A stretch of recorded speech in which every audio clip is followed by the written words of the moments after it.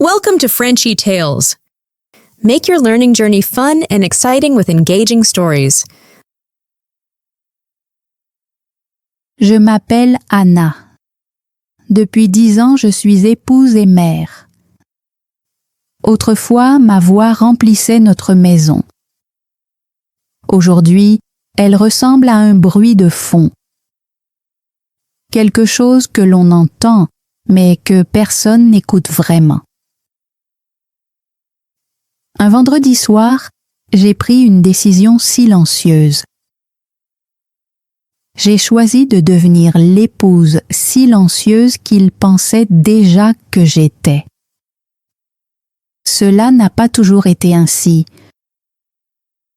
Je me souviens encore très bien de notre jour de mariage.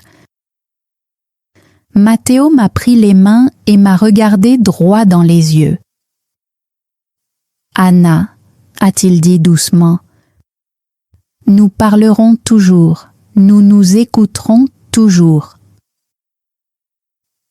Je l'ai cru de tout mon cœur. Je pensais que notre lien durerait pour toujours. Et pendant de nombreuses années, ce fut le cas. Au début, nous parlions pendant des heures. Les nuits tardives étaient pleines de rires, de projets et de rêves pour notre avenir. Nous étions proches, nous formions une équipe. Mais aujourd'hui, tout a changé. Matteo ne me tient plus la main. Il tient son téléphone, ses yeux ne cherchent plus les miens. Il reste fixé sur un écran. Hier encore, j'ai essayé de lui parler d'un problème au travail. Il a hoché la tête tout en tapant sur son téléphone. « C'est bien, Anna », a-t-il dit. Je savais qu'il n'avait rien entendu. Les enfants sont pareils.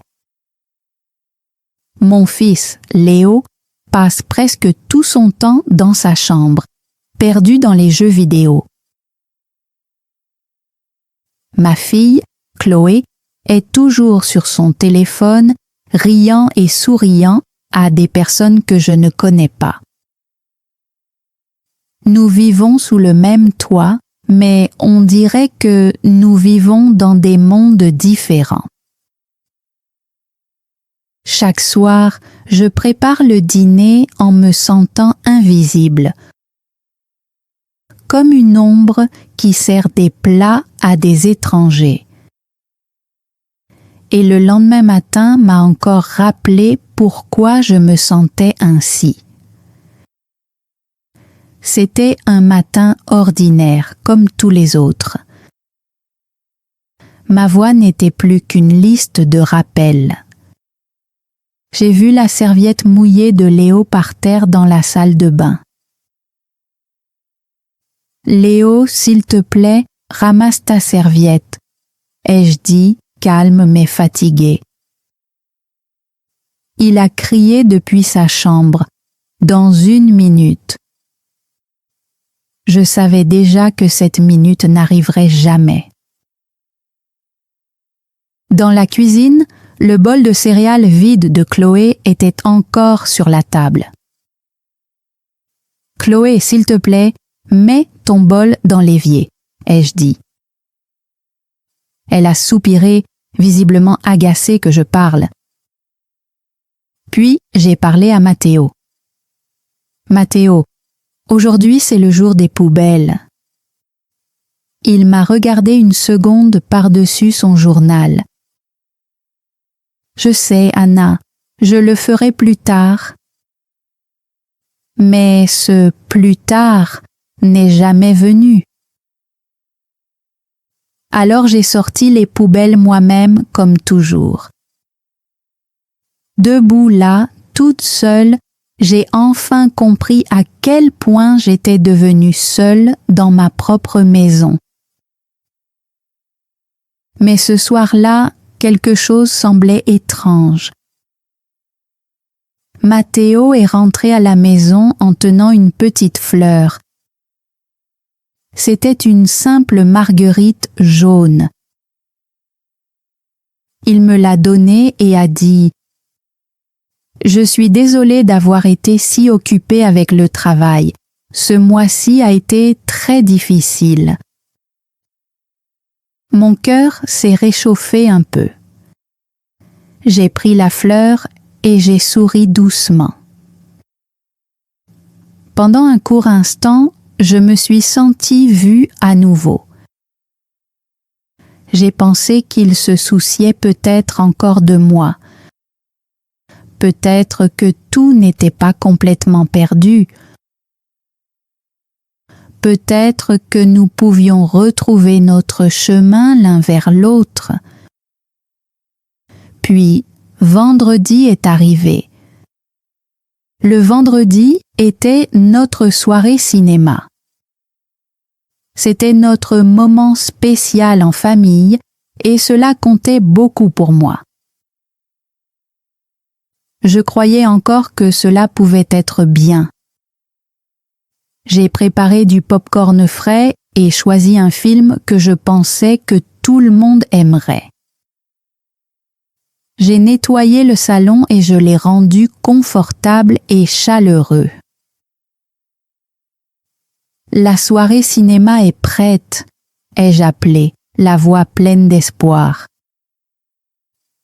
Personne n'a répondu. Je suis entrée dans le salon. Matteo était assis là, son ordinateur portable ouvert. « Juste un dernier email », a-t-il dit, sans lever les yeux. Je suis allée dans la chambre de Léo et j'ai entrouvert la porte. Il portait son casque, riait et criait en jouant à son jeu avec ses amis. La porte de Chloé était fermée. Je pouvais l'entendre rire fort pendant un appel vidéo. Le pop-corn était seul sur la table. Personne n'y avait touché. Il est lentement devenu froid. La chaleur en moi a disparu. À cet instant, je me suis sentie invisible comme si je n'existais pas. Je suis retournée dans la cuisine et j'ai regardé le bol de pop-corn. J'ai pris un morceau et je l'ai mangé. Il avait un goût vide et triste. En silence, j'ai tout nettoyé. J'ai lavé les bols et rangé le pop-corn. Mes mains semblaient lourdes à chaque petit geste. Quand j'ai éteint la lumière de la cuisine, un nouveau sentiment s'est installé dans ma poitrine. Ce n'était pas de la colère, ce n'était pas de la tristesse. C'était une décision calme et silencieuse. Je me suis murmuré, « Demain sera différent ». Le lendemain matin, je me suis réveillée avec la même sensation de calme à l'intérieur de moi. Je suis descendue et j'ai préparé le petit déjeuner comme je le faisais toujours. J'ai posé les assiettes sur la table, mais je n'ai rien dit. Je n'ai pas rappelé à Léo ses devoirs.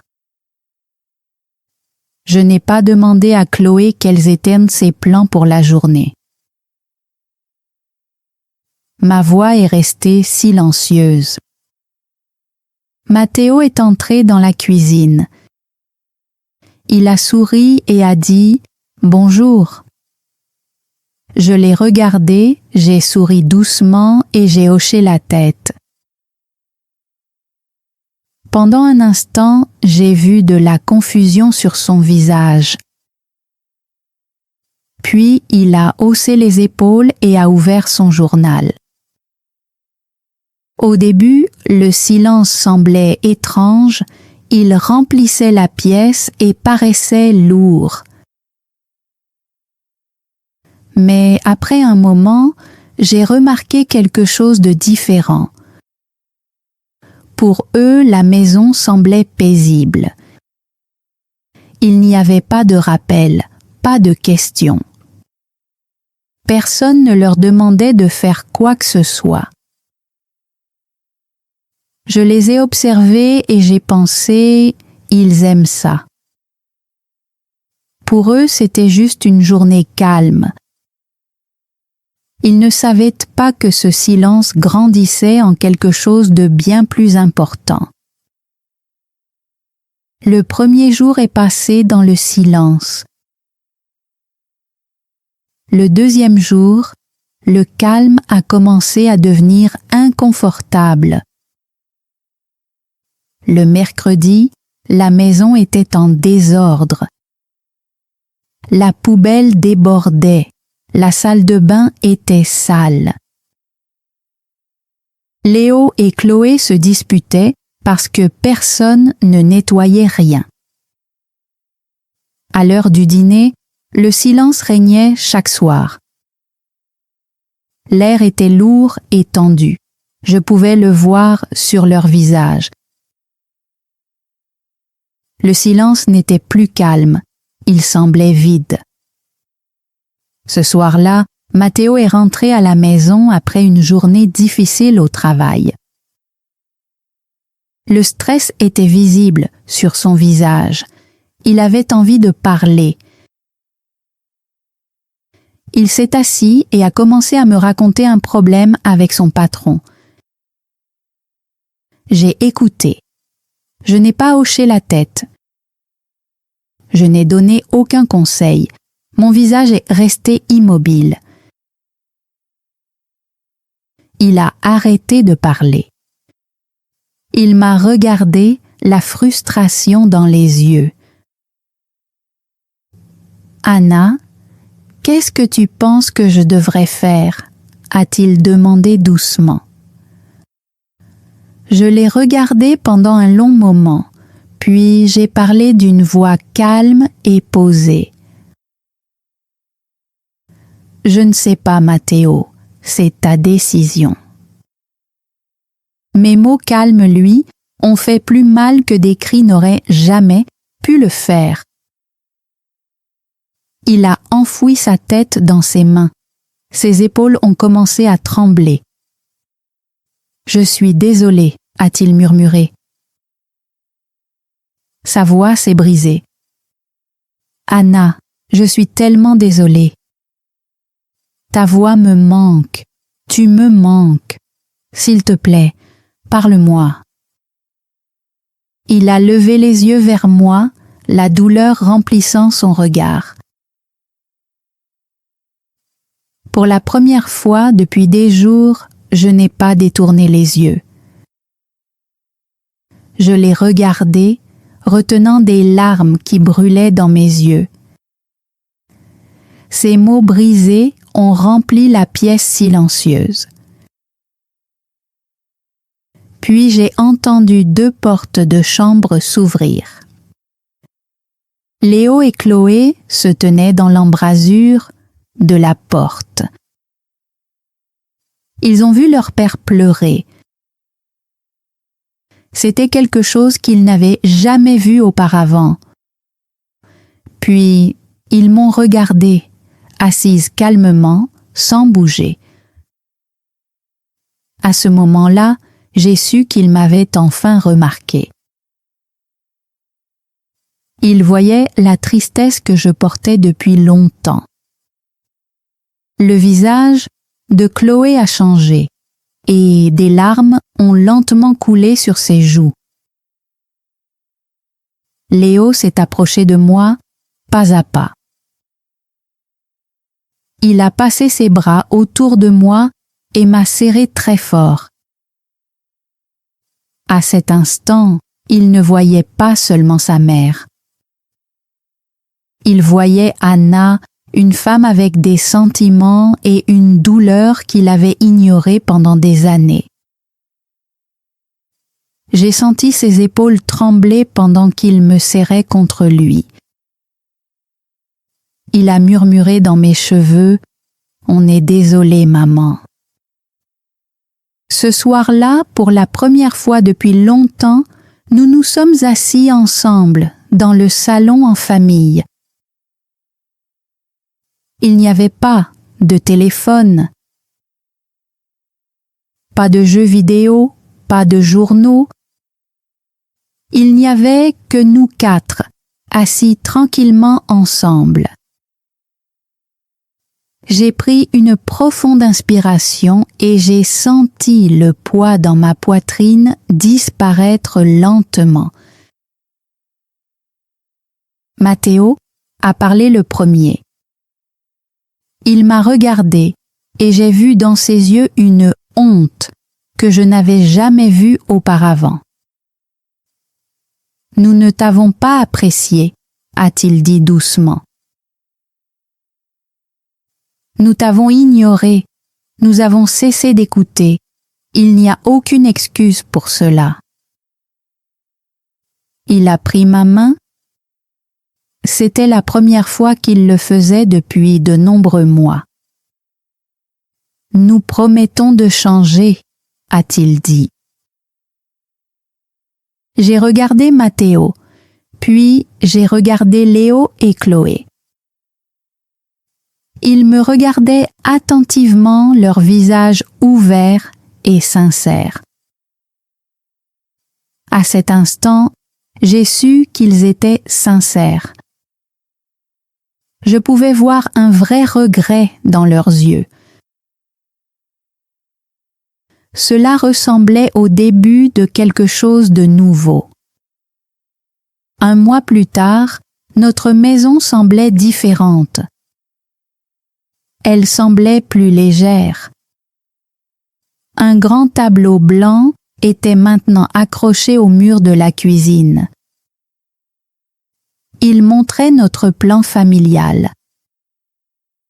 Chaque dimanche, nous avions une courte réunion de famille et chacun écrivait ses propres tâches sur le tableau. Pour la première fois depuis des années, j'avais l'impression que nous travaillions ensemble. La soirée cinéma du vendredi est revenue. Cette fois, tout le monde aidait à préparer le pop-corn. Au dîner, nous avons instauré une nouvelle règle. Tous les téléphones allaient dans un petit panier sur la table. Nous parlions, nous rions, et surtout, nous nous écoutions les uns les autres. Un soir, je suis entrée dans le salon et j'ai vu Matteo assis calmement à la table. Il réparait un vieux cadre photo cassé. À l'intérieur se trouvait une photo de l'un de nos voyages en famille les plus heureux il y a longtemps.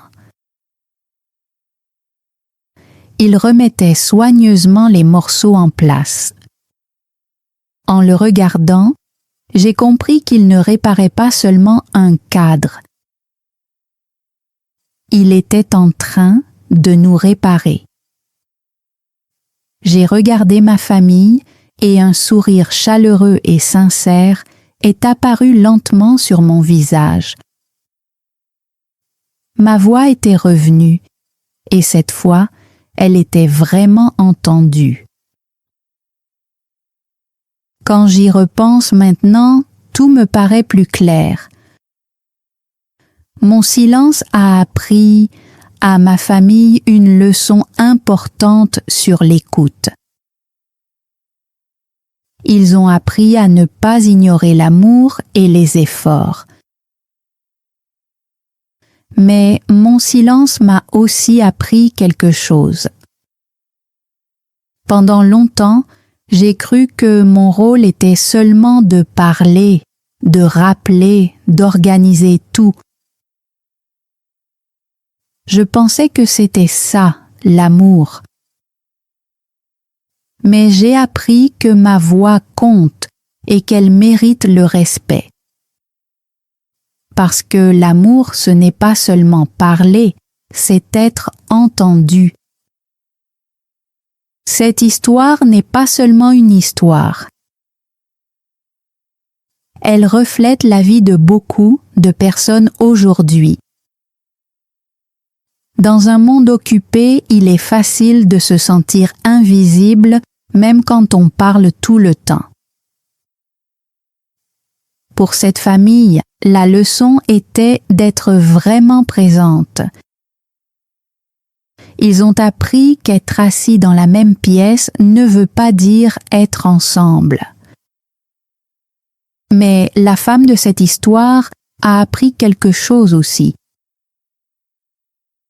Elle a réalisé que sa manière de communiquer était devenue une suite infinie de rappels. Son amour ressemblait à des ordres, et cela rendait facile le fait de l'ignorer. Elle était devenue l'organisatrice de la famille, pas une véritable partenaire. Son silence lui a montré une nouvelle direction. Elle devait partager ses sentiments et poser des limites claires, pas seulement donner des instructions. Et à la fin, cette histoire montre la force d'une pause réfléchie. Parfois, ne rien dire est la seule façon d'aider les autres à comprendre à quel point tes mots sont lourds. Alors, que pouvons-nous apprendre de cette histoire? D'abord, apprenons à vraiment écouter. Quand quelqu'un parle, range ton téléphone et donne-lui toute ton attention. Ensuite, partage tes besoins, pas seulement des ordres. Au lieu de dire « tu mets toujours le bazar », essaie de dire « je me sens fatigué et seul quand la maison est en désordre. Est-ce qu'on peut résoudre ça ensemble ?» Et enfin, n'aie pas peur du silence. Tu n'as pas besoin de tout réparer pour tout le monde. Parfois, prendre du recul permet aux autres d'avancer. T'es-tu déjà senti invisible ou ignoré dans ta propre vie? Si cette histoire t'a touché, laisse un emoji cœur dans les commentaires pour que nous sachions que tu nous écoutes. Ton soutien nous aide à créer plus d'histoires comme celle-ci. Merci de liker cette vidéo et de t'abonner à Frenchy Tales pour une nouvelle histoire chaque semaine. Merci de nous avoir écoutés. Et s'il te plaît, sois bienveillante avec les autres. Thanks for joining Frenchy Tales. Don't forget to like, subscribe, and keep learning through stories. See you next time.